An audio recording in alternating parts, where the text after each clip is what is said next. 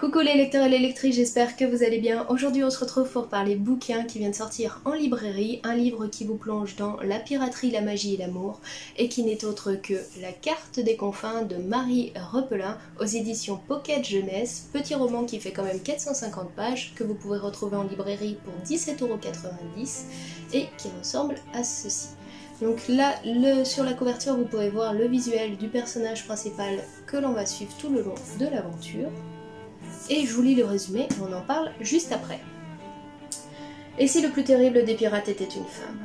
Kali, une voleuse hors pair, est parvenue à s'emparer d'un compas marin enchanté. L'instrument permettrait de trouver la mystérieuse carte des confins, un monde au-delà d'une autre dont personne n'est jamais revenu. Explorer les confins, c'est la certitude d'entrer dans la légende et le désir le plus cher de Blake Jackson, jeune capitaine de l'Avalon, le bateau pirate le plus redouté des mers. Prêt à tout pour obtenir ce qu'il veut, Blake va convaincre Kali de l'aider dans sa quête. Devenus compagnons de route, le pirate et la voleuse s'apprivoisent et se dévoilent peu à peu. Mais le lourd secret que cache Kali pourrait bien ruiner leur seul espoir de mettre la main sur la fameuse carte, et bouleverser à jamais leur existence. Action, humour et sacrifice sont au programme de ce page-turner irrésistible aux plus de 130 000 lecteurs sur Wattpad. Donc vous l'aurez compris, Marie Repelin, que vous pourrez retrouver sur Instagram, qui s'appelle Muffins and Book, a écrit La carte des confins sur la plateforme donc dédiée Wattpad. Elle a écrit l'histoire au fur et à mesure des chapitres et aujourd'hui c'est la concrétisation puisque son roman vient d'être publié au format papier et j'imagine que ça doit être une très grande fierté pour elle, donc félicitations à la demoiselle qui va sûrement nous écrire une suite puisque les dernières lignes du roman, il y a marqué à suivre.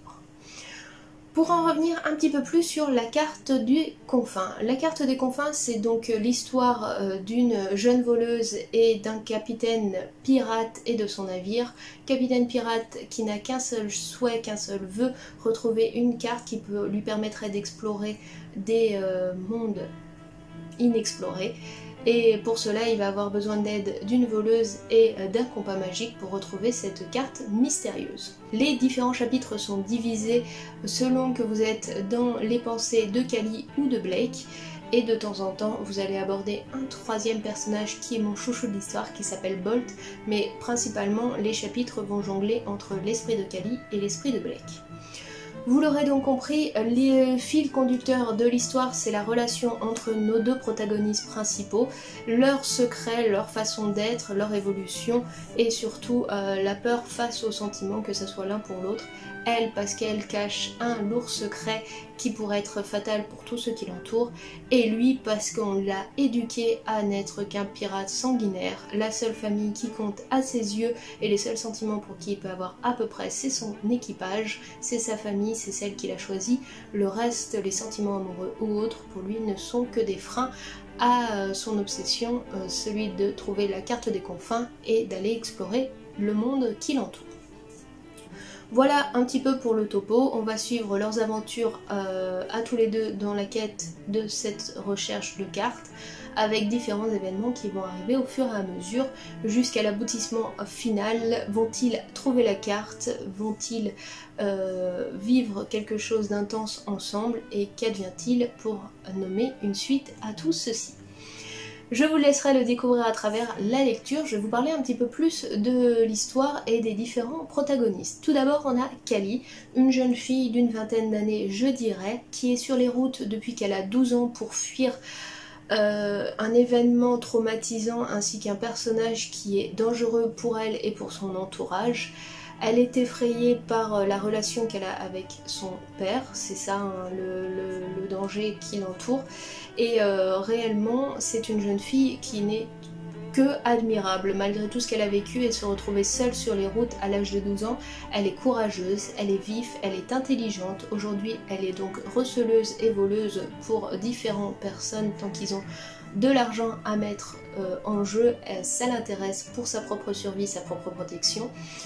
Et on va donc avancer au fur et à mesure de cette jeune fille qui va se retrouver au poste de voleuse-receleuse à celui de pirate sur un bateau où il n'y a que des hommes, et on sait que si elle n'arrive pas à faire sa place là-dessus, elle pourrait le payer cher parce que faut pas oublier que pour les pirates, les femmes ne sont que distraction et rien d'autre. Quant au deuxième personnage qu'on aborde principalement, qui n'est autre que Blake Jackson, capitaine, jeune capitaine de l'Avalon, il a beau être jeune, il a déjà une réputation très importante dans le monde dans lequel ils vivent. Son bateau est redouté et lui, il est réputé pour être un pirate à la fois séduisant et sanguinaire pour son jeune âge. Pour la description de Blake, c'est un grand homme, il fait je crois 1m90, quelque chose comme ça. Plutôt séduisant, brun aux yeux bleus, magnifique, où vous passez donc clairement un très bon moment avec ce pirate qui est tout de la description du pirate, séduisant, enjôleur, menteur quand il le peut et toujours un petit peu filou. Ça c'est au premier abord parce qu'on découvre un peu plus en profondeur qu'il y a beaucoup de choses bien plus intéressantes que cette façade de pirate sanguinaire et séduisant. Pour ma part, le capitaine Blake Jackson me fait énormément penser au personnage de Capitaine Crochet dans Once Upon a Time, si vous connaissez, c'est-à-dire qu'au début quand on le rencontre, on voit que c'est un homme prêt à tout pour obtenir ce qu'il veut, quitte à devoir vendre la personne qu'il a promis de protéger ou des choses comme ça, tant qu'il obtient l'objet de son désir, c'est tout ce qui compte et puis c'est tout. Et puis au fur et à mesure qu'on apprend à le connaître un petit peu plus, à découvrir ses pensées et autres, on voit que en fait derrière la façade se cache quelqu'un de plus profond, de plus important, qui se remet en question, qui tient énormément à son équipage c'est sa famille, c'est tout ce qui compte et c'est ça qui le rend d'autant plus attachant. Avant de passer plus à l'environnement, etc., le troisième personnage assez important dans l'histoire n'est autre que Bolt. Donc Bolt, c'est vraiment mon gros coup de cœur de ce roman-là. Bolt, pour ma part, me fait penser à Kale dans Sinbad, le dessin animé. Si vous ne l'avez pas vu, je vous le conseille, il est juste fantastique.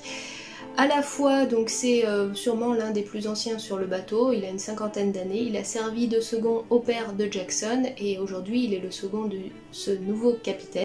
Il a une relation extrêmement particulière avec Jackson parce qu'il a servi un petit peu de père de substitution en tant qu'attachement et autres. Et donc la relation qu'ils ont entre eux est assez intéressante. Ils peuvent se comprendre sans quasiment se parler. Il arrive facilement à décrypter dans quel sentiment se retrouve donc le jeune capitaine, à l'aider, à le conseiller et autres. Et vraiment c'est un personnage, on le voit peu, on l'entend peu, qui a une position assez importante dans l'histoire puisqu'il va servir de lien entre Kali et donc Blake, puisqu'il va aussi très vite s'attacher à la jeune femme, à son confort, à ce qu'elle soit bien accueillie sur le bateau, à ce que le capitaine ait quand même conscience qu'elle n'est pas n'importe qui, etc. Et il va vraiment servir de lien, il va être le côté humain tout au départ de la relation avec Kali et l'équipage et le capitaine, la part humaine, la part un petit peu douce qui va lui enseigner comment s'en sortir et vivre sur le vaisseau et qui va être un peu le confident à la fois du capitaine et à la fois de Kali, qui est une relation assez intéressante. Voilà pour les trois personnages principaux. Il y en a beaucoup d'autres qui sont en plan secondaire auxquels on apprend à découvrir et qu'on apprécie, mais voilà, ils sont juste là pour montrer que l'équipage est quand même important pour son capitaine et qu'il les a pas choisis pour une raison lambda. Il y a vraiment une position très importante de chaque personnage au sein de son bateau. Donc après les personnages, l'environnement. L'environnement, je trouve qu'il est très peu décrit, même si on a des relations politiques et conflictuelles qu'on comprend assez rapidement. Par exemple, dans ce monde-là, la magie est interdite. Si vous êtes possesseur vous-même d'un pouvoir, vous êtes brûlé vif. Si vous recelez ou vendez des marchandises magiques, vous êtes pendu. Et donc la plupart des gens qui avaient des dons magiques ont fui sur un îlot un petit peu à l'écart de tous les autres êtres humains pour pouvoir vivre et survivre. À l'origine, la magie était dans tous. Aujourd'hui, il n'y a plus que quelques personnes qui arrivent à la pratiquer et donc comme ils doivent se protéger, ils se mettent en général de côté pour ceux qui ont la magie de façon innée. Parce qu'il y a ceux aussi qui peuvent intégrer la magie en l'invoquant, mais généralement cette magie-là est corrompue et néfaste et les personnes qui sont corrompues par cette magie n'ont rien de bon. Ils sont plutôt durs et cruels et n'ont aucune pitié pour les humains lambda. Ça c'est pour la relation avec la magie. La relation avec la piraterie. La plupart du temps, quand notre capitaine mouille à port et va dans les tavernes, il est accepté, quoi que ce soit. Il ne se passe jamais de mauvaises relations. Il y a très peu de mauvaises relations avec les autorités. Ils ont l'air de pouvoir naviguer à travers tout ce continent-là sans aucun problème, sans être arrêtés ou quoi que ce soit. Voilà, vraiment on a l'impression que c'est un monde où la piraterie domine énormément, mais en soi on n'a pas l'impression qu'ils ont des autorités à combattre ou des choses comme ça. S'ils arrivent sur Terre, effectivement ils peuvent avoir affaire aux milices des villages si quelque chose se passe mal, mais dans l'ensemble ils n'ont pas vraiment d'ennemis à proprement parler, semble-t-il. Il n'y a pas d'autorités qui sont contre eux et contre le fait que vous soyez pirate, voleur, assassin et autres. On a l'impression qu'il y a plus d'animosité envers ceux qui ont la magie qu'envers ceux qui sont pirates, assassins et autres. Bon, ça, en soi, pourquoi pas, je vous dirais. Et enfin, donc, pour ce qui est de l'environnement en général ou du bateau, il n'y a pas énormément de descriptions, donc malgré que vous avez quelques idées, c'est vrai que j'ai pas réussi à me plonger dans l'univers de la carte des confins et à savoir un petit peu à quoi pouvait ressembler le monde qui les entoure et autres. On est souvent sur l'océan, quand on visite une ville c'est extrêmement rapide, on va juste à la taverne donc on n'a pas plus de descriptions que ça. Donc c'est vrai que si vous avez besoin d'un peu de description et d'analyse pour découvrir l'univers dans lequel vous êtes, la carte des confins, un petit bémol, c'est qu'on passe quand même rapidement sur ce qui est l'environnement qui vous entoure. Après, il y a des très très bonnes choses dans ce bouquin-là, il y a pas mal de références à des films, des dessins animés ou des livres de piraterie. Moi, comme je vous ai dit, j'ai eu l'impression pas mal de fois donc de retrouver des événements ou des relations comme dans Once Upon a Time. Par exemple, Cally et son père me font énormément penser à Rumpelstiltskin et son fils. Le capitaine Blake Jackson me fait énormément penser au capitaine Crochet de la série, tant dans son comportement que dans son évolution. Le compas, la carte ou encore une sorcière qui vont croiser m'a pas mal rappelé l'univers de Pirates des Caraïbes. Et quant à la relation entre Blake, Cally et Bolt, ça m'a quand même pas mal fait penser au dessin animé Simbad, où on a vraiment quand même si Cally est bien différent du personnage de Marina dans l'histoire, je trouve qu'on a quand même cet humour, cette façon de penser qui est un petit peu là. Même si là c'était un dessin animé, là on a quand même des scènes qui sont un petit peu plus violentes, un petit peu plus sanglantes. Voilà donc pour le résumer rapidement, je vous laisserai le découvrir, je vous en parle pas plus, je vous spoil pas plus, mais voilà, il y a pas mal de choses qui sont intéressantes dans ce bouquin-là. Les relations humaines sont le point central de l'histoire. Si vous partez dans l'idée de lire La carte des confins en vous disant je vais lire un livre d'aventure sur fond d'histoire d'amour, vous allez un peu grincer des dents. Parce que on comprend très vite dès le début que principalement on va être sur de la relation humaine et amicale amoureuse qui va être le fil conducteur de l'histoire sur fond de magie et de piraterie. Et c'est peut-être un petit peu ce qui m'a fait un peu...